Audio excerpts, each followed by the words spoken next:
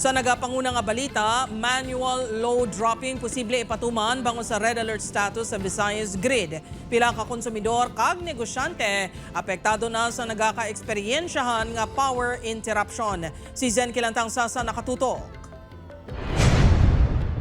Sumugod alas 6 tubtub alas 7 subong nga gabi, yara sa red alert status ang Visayas Grid. Buot silingon, kulang ang kapasidad sang grid kung ikumparar sa peak demand. Magluwas sini yellow alert status pagid ang grid halin alas 7 tubtub alas 10 karon sa gabi. Ang ginatudlo nga kabangdanan ang mga planta nga wala sa gihapon naga-operate kag ang iban nga naga-operate apang hindi full capacity. Since we started raising the yellow alert last May 12, and then subungan na mas nadugangan pagid sang one more power plant nag-trip off yesterday, so mas lalong nag-nipis pagid. Bangod sa red alert, piho nga may mga lugar naman nga ipaidalom sa manual load dropping o kun MLD.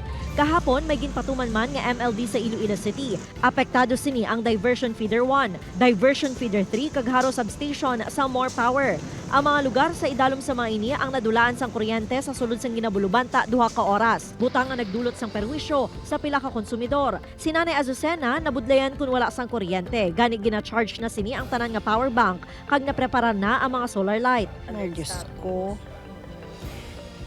Mula na prepare lang may emergency light kami, may backup sa mga internet, may dako lang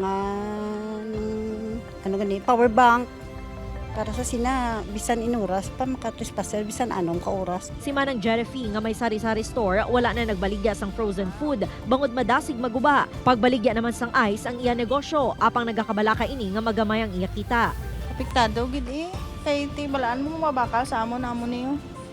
Ice. Di mahulog sa ice water. Samtang 12 oras nga scheduled power interruption ang maeksperiensyahan sa mga konsumidor sang Eleco 1 buwas May 30 halin alas 6 ang aga tubtub alas 6 ang gabi. Wala sang kuryente ang pila ka porsyon sang Pavia kag porsyon sang Santa Barbara.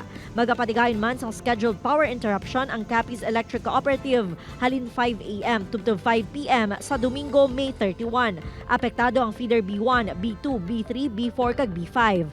Upod kay Cirilo Randuque, Zen Kilantang Sasa, One Western Visayas.